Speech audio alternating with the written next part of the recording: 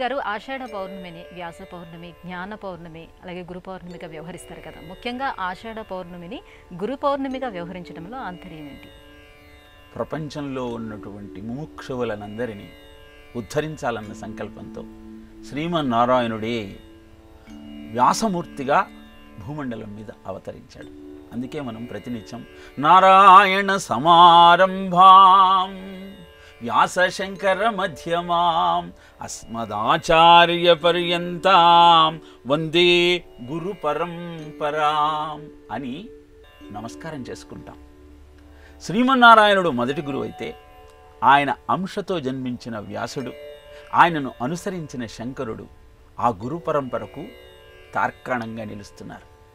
నారాయణుడి నుంచి నా గురువు గారి దాకా ఉన్న గురు పరంపరగా అందరికీ నమస్కరిస్తూ నా జీవితాన్ని ప్రారంభిస్తూ ఉన్నాను.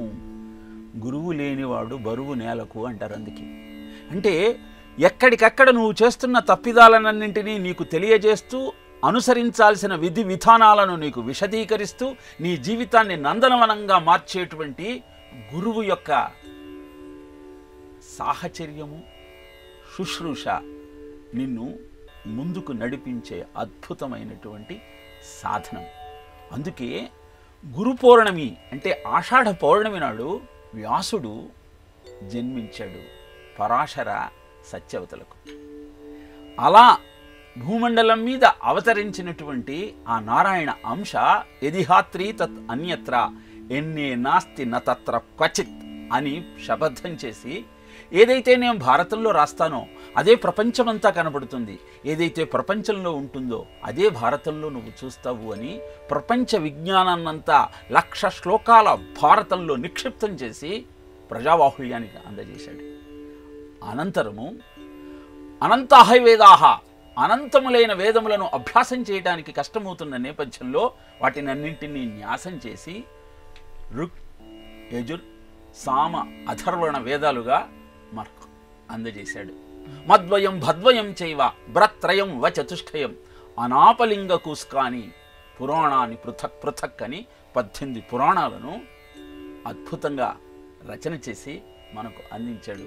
108 ఉపపురాణాలను మనకు అందజేశాడు. ఇంత వాంగ్మయాన్ని అందించినటువంటి వ్యాసుడు దానిని తన శిష్య పరంపర ద్వారా సమాజానికి అందించాడు. పైలుండు ఋగ్వేద పఠనంబు దొరకొని సామంబు జైమిని చదువుచుండే యజువు వైశంపాఖ్యాయనుండు గైకొనే తుది నధర్వంబు సుమంతుడు పఠించే అఖిల పురాణేతిహాసముల్ మాతండ్రి రోమహర్షణుడు నిరూఢి దాల్చే తమ తమ వేదమా తపస్సులు భాగించి శిష్య సంఘములకు చెప్పిరంతా శిష్యులెల్లను ఆత్మీయ శిష్యజనులకు బహుమార్గములు చెప్పి అనుమతింప పెక్కు శాఖలు గలిగి ఈ పృథివిలోన నిగమ బొప్పారె భూసుర నివహమందు అంటాడు భాగవతంలో. పైలుడు, జైమిని, యజువు, యజుర్వేదాన్ని పఠించిన వైశంపాఖ్యాయుడు, సుమంతుడు, రోమహర్షణుడు ఆయన శిష్య పరంపరలోని వారే. భారతదేశంలో ఎన్ని విదేశీ దాడులు జరిగినా మన ధర్మం ఇంకా ఎందుకు నిలబడి ఉన్నది అంటే ఈ గురు శిష్య పరంపర వ్యాసుడి కాలం నుంచి ఇప్పటిదాకా కొనసాగుతూ, పుస్తకంలో కాదయ్యా నీకు విజ్ఞానం ఉన్నది, మస్తకంలో ఉండాలి అన్నటువంటి అద్భుతమైన సత్యాన్ని గురువుల ద్వారా తెలుసుకుంటూ మన ధర్మాన్ని వీడకుండా మనం ఉండబట్టే ఇంకా మన జీవితం అద్భుతంగా ధర్మపథంలో మన ధర్మాన్ని ఆశ్రయించి ఆచరిస్తూ ముందుకు నడుస్తూ ఉన్నది. అందుకే ఇలాంటి అద్భుతమైన గురు శిరస్య పరంపరకు ఆద్యుడు కనుక వ్యాసుడు జన్మించినటువంటి అద్భుతమైన ఆ పర్వదినాన్ని గురు పౌర్ణమిగా భావించి ఆయనను ఆరాధిస్తాం. వ్యాసాయ విష్ణు రూపాయ వ్యాసరూపాయ విష్ణవే నమో వై బ్రహ్మనిధయే వాసిష్ఠాయ నమో నమః అంటూ ఆ శ్రీమన్నారాయణుడి అంశ అయినటువంటి వ్యాసుడి ప్రతినిత్యము తలుచుకోవాలి.